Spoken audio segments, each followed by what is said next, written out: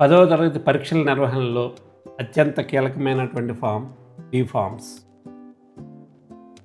D ఫార్ములు మనకి 3 కాపీలు పంపబడతాయి. ఒక దానిని ఆన్సర్ స్క్రిప్ట్ బండిల్లో ఉంచాలి. రెండో కాపీని చీఫ్ సూపరింటెండెంట్ గారి వద్ద భద్రపరచాలి. మూడవ కాపీని పోస్ట్ ఎగ్జామ్ మెటీరియల్తో పాటుగా డీజీఈ వారి ఆఫీస్కి పంపించాల్సి ఉంటుంది. డి ఫార్మ్ నందు ఆబ్సెంట్ అయిన విద్యార్థి హాల్ టికెట్ నెంబర్ను రెడ్ ఇంక్ పెన్తో రౌండ్ చేసి దాని పక్కన ఏబి అని రాయాలి. అదేవిధంగా మాల్ ప్రాక్టీస్ కింద బుక్ చేయబడ్డ విద్యార్థి హాల్ టికెట్ నెంబర్ను కూడా రెడ్ ఇంక్తో రౌండ్ చేసి పక్కన ఎంపీ అని రాయాలి.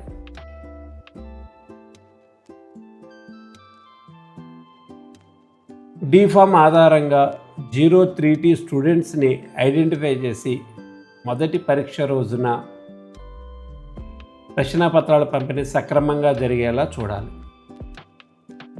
డి ఫారం ఆధారంగా హాజరైన విద్యార్థులందరి యొక్క జవాబు పత్రాలు వచ్చినవో లేవో నిర్ధారించుకోవాలి. డి ఫారంలో చీఫ్ సూపరింటెండెంట్ మరియు డిపార్ట్మెంట్ ఆఫీసర్ ఇద్దరూ సైన్ చేయాలి. మొబైల్ నెంబర్ తప్పనిసరిగా వేయాల్సి ఉంటుంది.